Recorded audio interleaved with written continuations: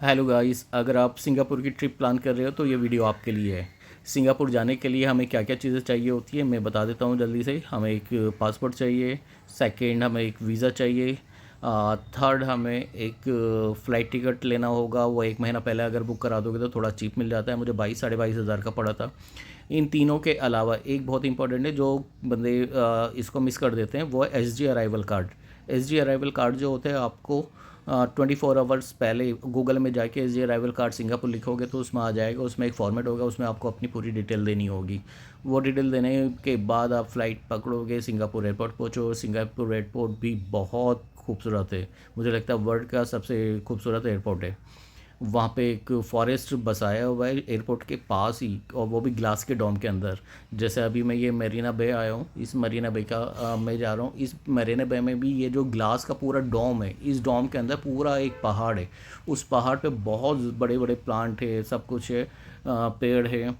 उन सबको इस डोम के अंदर रख कर उनका टेम्परेचर, उनमें सेंसर हर एक पेड़ के अंदर सेंसर लगाए हुए हैं, और उनको क्या कब किस चीज़ की ज़रूरत होती है, आयरन कब देना है, विटामिन कब देना है, सब कुछ उसकी ज़रूरत है, वो सब पानी के थ्रू देते हैं। ये सारी जो पेड़ हैं, ये ऊपर आप छत पे देख रहे होंगे, ये डोम है, इस डोम के अंदर है। और ये एक वाटरफॉल बनाया हुआ है, ये भी आर्टिफिशियल वाटरफॉल है पहाड़ के ऊपर। अब मैं वहाँ से निकल के मरीना बे, ये एक ट्रैकिंग करने का है। संडे के दिन यहाँ पे सारे लोकल टूरिस्ट सब यहाँ पर आते हैं और मस्ती करते हैं पिकनिक की तरह पर। मैं सिंगापुर में 1 वीक रुकूंगा। 1 वीक रुकने के बाद मेरा जो प्लान है आगे का, सिंगापुर से मैं इंडोनेशिया जाऊंगा बाई शिप। इंडोनेशिया के लिए मैं पहले से ही प्लान कर कर आया था इंडिया से। तो मैंने इंडोनेशिया के लिए शिप की भी टिकट ऑलरेडी बुक कर दी है। फ़िलहाल मैं आया हूँ घूमने के लिए मरीना बे। ये मरीना बे है, जो भी टूरिस्ट आता है सबसे पहले वो यहीं पर आता है। यहाँ पे अपने, अब ये मार्केट है, यहाँ की लोकल मार्केट है चाइना टाउन। यहाँ पे अंकल जी देखो, 70-75 साल के हैं, अम्ब्रेला के ऊपर पेंटिंग कर रहे हैं और इनको सेल करते हैं।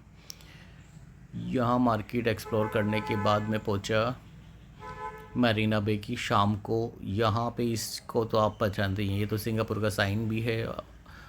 इसकी जो ऊपर का हिस्सा है ना, जहाँ से इसके मुंह से पानी निकल रहा है, ये ऊपर का शेर का पार्ट लिया हुआ है, और नीचे का जो है ये फ़िश का पार्ट है। इसके पीछे भी एक पूरा कहानी है, गूगल करके आपको पता चल जाएगा। यहाँ पे सारे टूरिस्ट आते हैं शाम को, अक्सर सब पिकनिक की तरह पे। फॉरेनर्स वहाँ के लोकल भी होते हैं, बाहर से आए हुए सारे टूरिस्ट भी होते हैं। ये अभी सामने आप देखोगे मेरे, ये जो झूला आप देख रहे हो, ये शायद लंदन में 2-3 जगह पर है वर्ल्ड में। हमारे दिल्ली में भी था, कालंदी कुंज में, दिल्ली आई करके, वहाँ से वो हटा दिया है। यहाँ पे ये है ऊपर मरीना बे होटल, ये 3 बिल्डिंग के ऊपर एक टाइटैनिक शेप में एक होटल बनाया हुआ है 5 स्टार।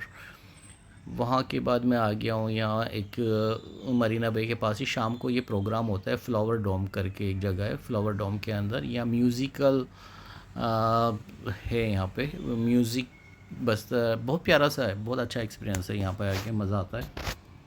यहाँ से निकलने के बाद